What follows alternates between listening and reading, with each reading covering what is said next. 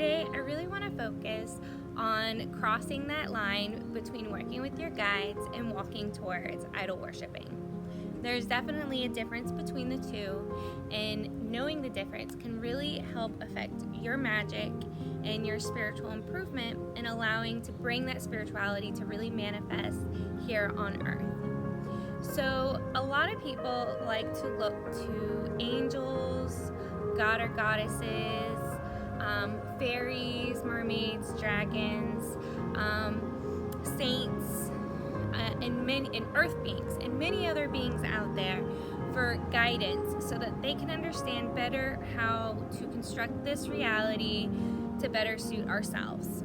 And that way our spiritual self and our physical selves can be in alignment. And that's a beautiful thing, and that's a beautiful relationship. However, sometimes we take these ideas and we push at them too much, that we put too many boxes around them and become way too devoted to them to the point that we can tend to miss the point. So I'm going to go ahead and give some examples. So St. Bridget is a perfect example, especially for, let's say, Christians who have the pagan background, or like Celtic Christians or pagan Christians. So a lot of your ancestors were pagans, and like Bridget was actually previously a pagan goddess, and through Christianity, after St. Patrick came through and cleansed the island of the pagan era, she manifested then back as a human form and then became a saint. I think she's a perfect example for us to look at because it shows us kind of how we can still be connected to some of these old ways, but in this new idea of really not idol worshiping, which I think is what paganism, at the end of the day, that's the only thing that really is really wrong with it. And not just paganism, but even I would claim a lot of the Abrahamic religions, because they take their faith and their worship to such a point that they then create idols and worship them, and that's why we have a lot of the divide today. So looking at Bridget is a great example because it's a very positive way of moving from one system to the other without really demonizing it, and us being able to look at how are we as humans allowing for these entities like Bridget to guide us for self-improvement, and also but not crossing that line, because obviously as a Christian icon, a huge thing with Christianity is that idea of not idol worshiping. So the first thing when talking about idol worshiping is it's really how are you focusing on that entity and how they're helping to guide you. So the best way to look at it is really looking at them as a guide, not as a god, but as a guide, something there to help lead you down your path. So other ways that we can kind of look in our society today of healthy relationships that we have that are very similar to that is like how we would view a grandparent or a parent or an aunt or an uncle or a boss or a neighbor, somebody that who is somewhere that you really want to be and can give you the wisdom of their guidance to help you to get there. Now, a lot of times when someone is allowing to share their wisdom with you to help you grow, it is very appropriate to give them gifts, to talk positively about them, to want to have like pictures of yourself with them, or pictures of them, or pictures of what they've said around you, because it really helps to motivate you. And with that being said, that also means that we can also fall towards idol worshiping of people too.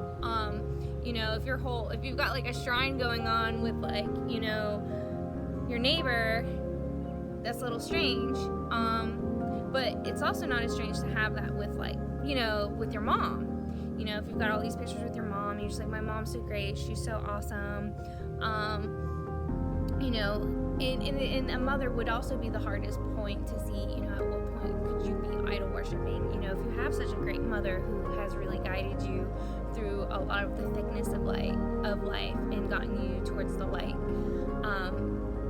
because it is a little bit different relationship. We don't see that as odd as we would even with worshiping any type of a god, right? Having pictures of a god on an altar can trigger a lot of different people, but anybody who has a picture of themselves with their mother will be seen as or with the father, will be seen as a very positive person to be around, regardless of any other differences.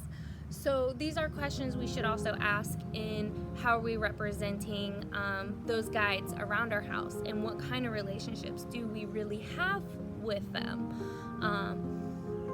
There's other, statues. A lot of people will have like statues of Buddha around their homes. They are not Buddhist. They just like some of the things that Buddha had to say. They believe, that when they had a misunderstanding in life, that just the wisdom that Buddha had to share really calmed them. And so when they see the presence of Buddha, is very calming. And so that's why a lot of places in people's homes, you can see them like in bathrooms, like nicer bathrooms, like where the bathtub and stuff is, or outside in like a garden, because we think of these as tranquil places. So when you're working, and mermaids are another great one to use for tranquility. So these are ways of bringing these guides and icons into your life in positive ways to work with them, but also not idol worshiping them. So another thing that I've learned on my path in life is I had the good fortune of having an experience in a Tao temple here in Atlanta Metro, like way up north in the metro area, like outside metro really, by the lakes.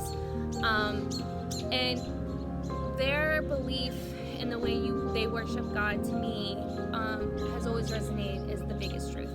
And in their temple, they're really kind of wanting to combine Buddhism with Christianity, because they're trying to say the true God is really just above all of this. And so when you worship, they don't have an icon. They don't have like Christians have the cross. A lot of Jewish people might use like the Star of David. Muslims might call out to Allah. Pagans obviously call out to many different deities. In the Tao, there is no name. There is no icon. The most that they have is a candle with a flame. And they tell you the God is not the candle. The candle is simply just there for you to help to focus on when you're communicating with spirit. And that really is really the most ideal way of communicating with any type of entity, is instead of really trying to personify it and put it in these rigid boxes, just really connect with it one-on-one with the spirit, just to feel it inside, and to really allow for freedom of it around you. A lot of people do meditate in baths, so a meditation in a bath would be a perfect example, because these are ways you're not using guides really or idols, and practicing that can really be the most empowering. And when you start using that more and more, you start finding the God within you. Your God, your I am that I am, which is the name I give it because it's the best one that I can define. And so when you get to this place and then you go back towards looking at these other guides, you have a much different relationship, a much different feeling, because you're able to understand that they're just a guide, just like your grandmother was there to guide you in life, your grandfather was there to guide you, your mentor at school was there to guide you. And that's a very healthy relationship, and that's the one that you should be seeking. One where these are just elders and very wise beings there to help uplift you. But at the end of the day, the true God is the one that you connect with from within. And to never ever forget that, and never leave that behind while seeking out wisdom from guides too much. So I hope that this kind of helps to clear up that question between working with guides and crossing that line into idol worshiping. So if you like this video, please please go ahead and subscribe so that way I can make more videos, and please share them so that way we can get more views, and I would love to read some comments on what you think about the video and any questions that you have. Have a magical day.